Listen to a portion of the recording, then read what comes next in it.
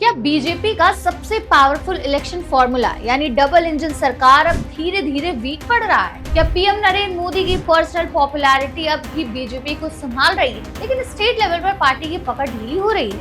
और सबसे बड़ा सवाल, क्या वेस्ट बंगाल में मिलने वाली बड़ी जीत का प्रोजेक्शन हिंदी बेल्ट और बीजेपी के ट्रेडिशनल स्ट्रॉन्ग होल्ड्स में हो रहे इस नुकसान की भरपाई कर सकता है? नमस्कार दोस्तों, मैं हूं आमिना और आप देख रहे हैं आपकी खबर राजनीति।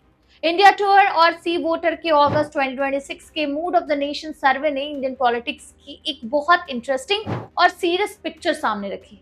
सर्वे के मुताबिक अगर आज लोकसभा इलेक्शन हो जाए तो एनडीए को लगभग 326 सीट्स मिल सकती है, जबकि इंडिया अलायंस 185 सीट्स के आसपास रह सकते हैं।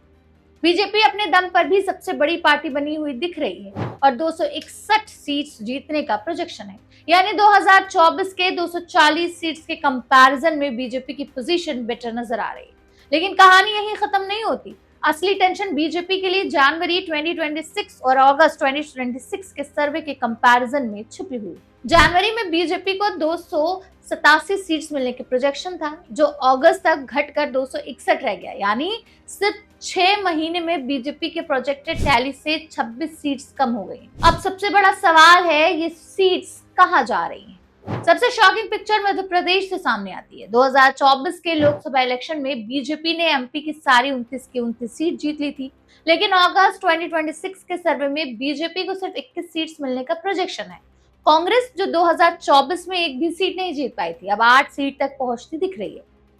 जनवरी 2026 में बीजेपी एमपी में 26 सीट्स पर थी और सिर्फ 6 महीने में प्रोजेक्शन 5 सीट और नीचे आ गया, यानी बीजेपी का एक सबसे स्ट्रॉन्ग फोर्ट में भी क्रैक दिखने लगे। ओडिशा की सिचुएशन भी कुछ ऐसी है। 2024 में बीजेपी ने 21 में 20 लोकसभा सीट जीतकर पॉलिटिकल हिस्ट्री बदल दी थी, लेकिन अब सर्वे बीजेपी को सिर्फ 12 सीट्स देता है, यानी 8 सीट्स का पॉसिबल लॉस।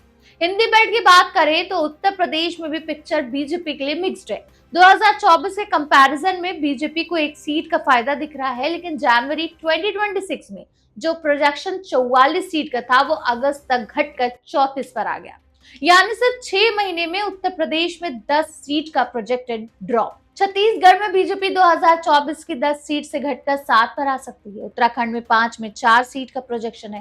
राजस्थान में बीजेपी की पोजीशन 2024 से बेटर दिख रही है, लेकिन जनवरी 2026 के सर्वे से कंपैरिजन करें तो वहां भी डिक्लाइन नजर आ रहा है। लेकिन इस पूरी स्टोरी में एक स्टेट बीजेपी के लिए गेम चेंजर बनकर सामने आता है, वेस्ट बंगाल। 2024 में बीजेपी वेस्ट बंगाल की 42 सीटों में सिर्फ 12 सीट जीत पाई थी, लेकिन अगस्त 2026 का सर्वे बीजेपी को यहाँ 35 सीट तक पहुंचाने का प्रोजेक्शन देता है। अगर ये ट्रेंड रियलिटी में कन्वर्ट होता है तो बंगाल में बीजेपी को मैसिव गेन मिल सकता है। लेकिन यही एक इंपॉर्टेंट पॉलिटिकल क्वेश्चन खड़ा होता है कि बंगाल की 23 सीट की पॉसिबल जंप मध्य प्रदेश, उड़ीसा, छत्तीसगढ़ और उत्तर प्रदेश जैसे स्टेट्स में हो रहे लॉसेस को कवर कर पाएगी, क्योंकि बंगाल बीजेपी के लिए एक इमर्जिंग बैटल ग्राउंड हो सकता है, लेकिन यूपी, एमपी, राजस्थान और छत्तीसगढ़ उसके ट्रेडिशनल पॉलिटिकल और ऑर्गेनाइजेशनल बैकबोन रहे। सर्वे एक और क्लियर मैसेज देता है, पीएम नरेंद्र मोदी की पर्सनल पॉपुलैरिटी और स्टेट गवर्नमेंट्स की परफॉर्मेंस को वोटर्स एक ही नजर से नहीं देख रहे।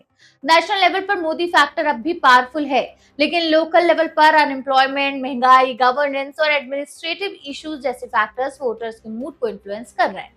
इसलिए बीजेपी के डबल इंजन मॉडल के सामने अब एक रियल चैलेंज खड़ा होता दिख रहा है।